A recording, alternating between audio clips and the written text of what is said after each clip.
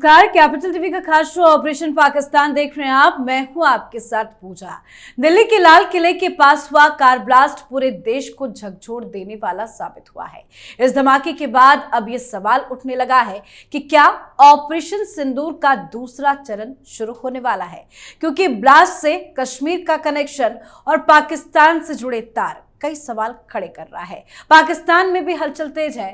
पाकिस्तान में हड़कंप मचा हुआ है। इस घटना को लेकर इस्लामाबाद में तीनों सेना प्रमुखों की आपात बैठक बुलाई गई। वहीं राजस्थान सीमा के पास पाकिस्तानी वायुसेना ने निगरानी बढ़ा दी है। पाक प्रधानमंत्री शहबाज शरीफ ने देर रात ही डीजी, आईजी और राष्ट्रीय सुरक्षा सलाहकार एनएसए के साथ आपात बैठक की। मीटिंग्स पर मीटिंग्स पाकिस्तान में हो रही है और बॉर्डर में सख्ती बढ़ा दी गई है। साथ ही अमित शाह से लेकर पीएम मोदी ने भी दो टूक चेतावनी दे डाली है कि किसी को भी बख्शा नहीं जाएगा। शाह ने साफ कर दिया है कि दोषियों का बचना मुश्किल है। शाह ने जोर देकर कहा कि इस धमाके में शामिल हर व्यक्ति को हमारी एजेंसियां कड़ी सजा दिलाएगी। गृहमंत्री ने सुरक्षा एजेंसियों को दिल्ली विस्फोट के लिए जिम्मेदार हर शख्स को ढूंढ कर निकालने का आदेश दिया है। तो क्या ऑपरेशन पार्ट 2 की शुरुआत हो रही है? आज इसी पर चर्चा करेंगे। मेरे साथ स्टूडियो में मौजूद हैं कैपिटल टीवी के editor in chief doctor Manish Kumar और एग्जीक्यूटिव एडिटर राजीव जी। सर, आप दोनों का बहुत बहुत स्वागत है। धन्यवाद। सर, दिल्ली ब्लास्ट के बाद क्या ऑपरेशन पार्ट 2 की शुरुआत हो गई है? देखिए, सरकार को they must walk the talk. आपने दो फिलॉसफी दी। पहली कि कोई भी आतंकी हमला हिंदुस्तान में it is a declaration of war. बस ये तय करना है कि वो उसका जेनेसिस, उसकी प्लानिंग, उसका पूरा सोर्स जो है वो पाकिस्तान में जा टिकता है। तो ये तो सरकार की इस पॉलिसी का हिस्सा हो गया और हम इसमें कोई भी फर्क नहीं करने जा रहे कि वो स्टेट एक्टर है या नॉन स्टेट एक्टर है। आर्मी ने किया, आईएसआई ने किया, सरकार ने किया, या पाकिस्तान में पल रहे ये आतंकी जिहादी ग्रुप्स ने किया, हम रिएक्ट करेंगे। यही प्रधानमंत्री मोदी ने उरी के हमले के बाद बताया, पुलवामा के बाद बताया और पहलगाम के बाद बताया। अब आपने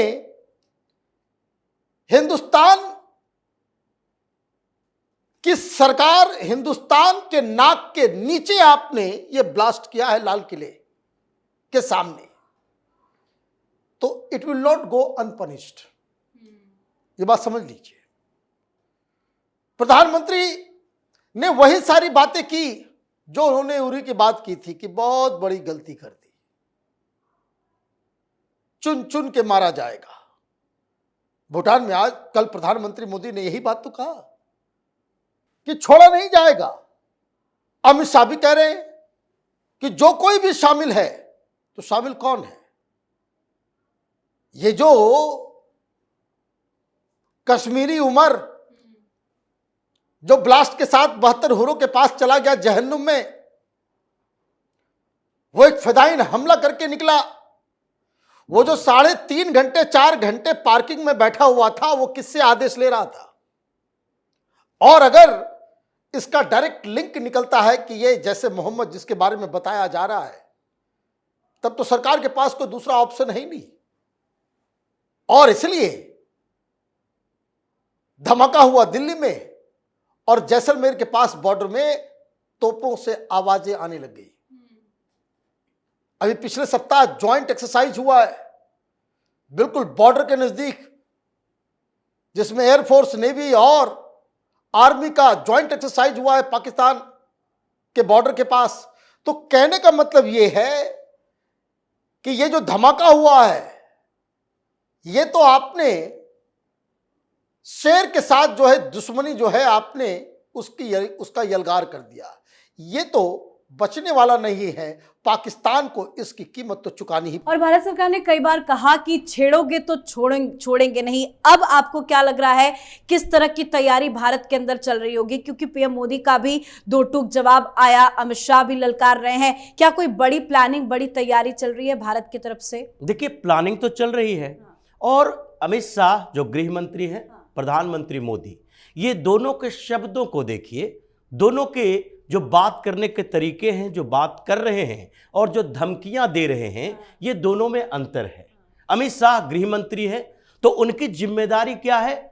देश के इंटरनल सिक्योरिटी का ध्यान रखना, आंतरिक सुरक्षा को लेकर वो सारी एजेंसियों के साथ बैठक किए और उसके बाद बोला किसी भी गुनाहगार को, कोई भी गुनाहगार हो जो इसमें शामिल है देश के अंदर, यानी कि ये जो डॉक्टरों का मॉड्यूल चल रहा है, प्रोफेसर, वकील या फिर जितने प्रोफेशनल हैं, मुस्लिम संगठनों से जुड़े हुए हैं और जिसने इसके लिए प्लानिंग हिंदुस्तान के अंदर, भारत के अंदर की, वो किसी भी कल्प्रिट को, गुनाहगार को छोड़ा नहीं जाएगा, सबको ढूंढ ढूंढ कर निकालेंगे। ये जिम्मेदारी अमित शाह को दी गई है। एनआईए से बैठक वो कर रहे हैं या फिर सुरक्षा एजेंसियों के साथ, आईबी के साथ, डीजी के साथ ये बैठक वो कर रहे हैं और देख रहे हैं कि इसके तार उत्तर प्रदेश से लेकर महाराष्ट्र तक कहां कहां जुड़े हैं और ये सारे लोगों को पकड़ा जाएगा, गिरफ्तार किया जाएगा। लेकिन प्रधानमंत्री मोदी क्या कह रहे हैं?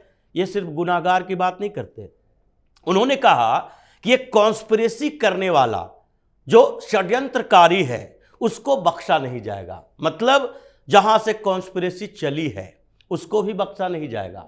वो अंतर्राष्ट्रीय स्तर की बात कर रहे हैं। वो कह रहे हैं पाकिस्तान संभल जाए, अब उसके ऊपर दूसरा अटैक होने वाला है। वो सीधा संकेत किए, संदेश दिए हैं पाकिस्तान को कि जो कॉन्स्पिरेसी करने वाला कॉन्स्पिरेटर है उसको हम नहीं बख्शेंगे। और कॉन्स्पिरेसी कहां से चल रही है? ये तो पाकिस्तान से चल रही है। ये जैसे मोहम्मद का आतंकी नेटवर्क पकड़ा जा रहा है और जैसे मोहम्मद का आतंकी नेटवर्क है तो वहां पर भारत का अटैक होगा। अब पाकिस्तान समझे कौन कौन से रास्ते तय किए जाएंगे, क्योंकि पाकिस्तान इस बीच बचा हुआ नहीं है।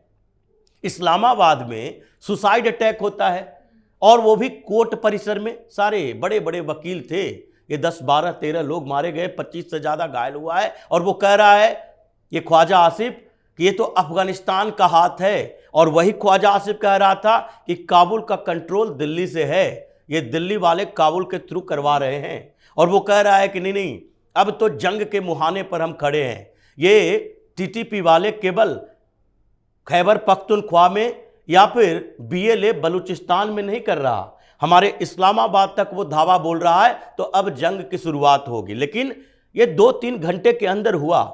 1 घंटा पहले ही उसका जो कैडेट कॉलेज वाना में है, उत्तरी वजिरिस्तान में, वहां भी एक धमाका हुआ गेट के पास।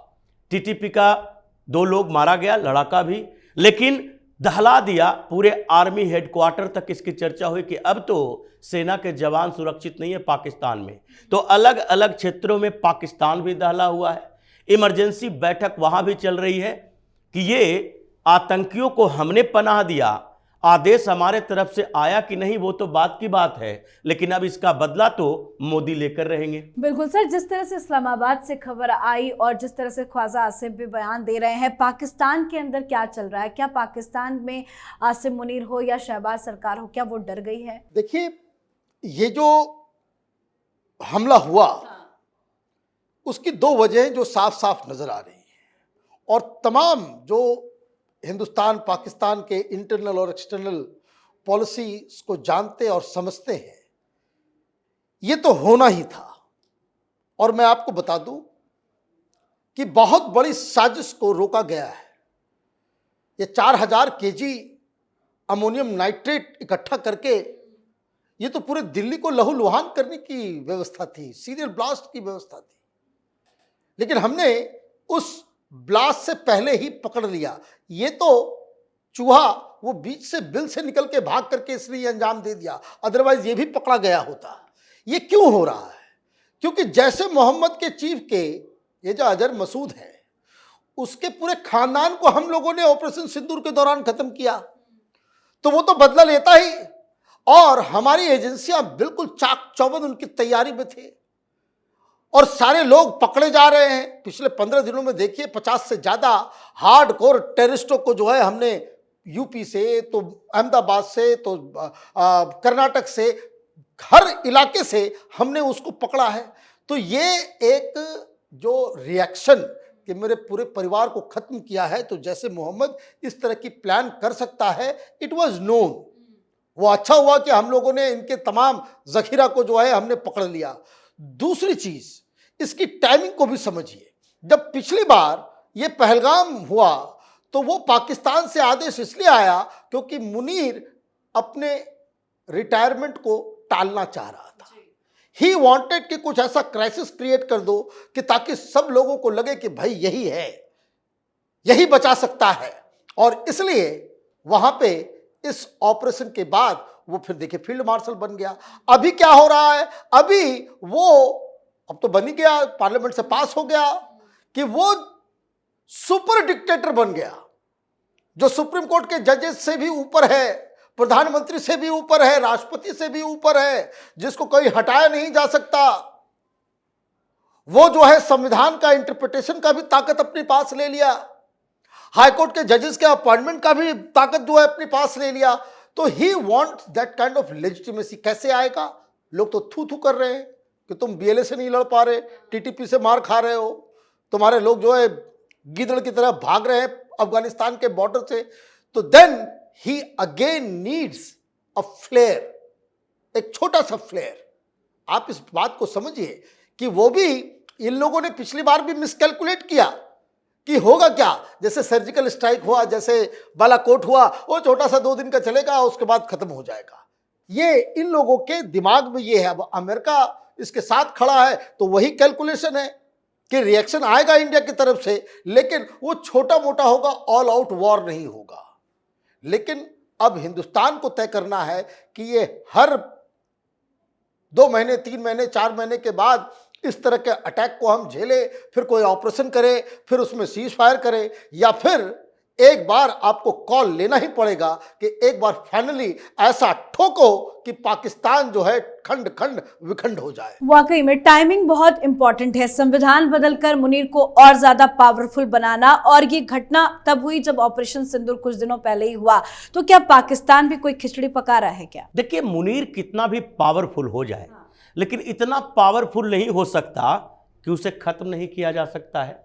ये वहाँ का राष्ट्रपति, प्रधानमंत्री, पूर्व प्रधानमंत्री बम धमाके में उड़ सकता है, तो ये मुनीर तो ऐसा नहीं लोहे का बना हुआ है कि वो अगर उसके ऊपर अटैक होता है तो वो मरेगा नहीं, निपटेगा नहीं।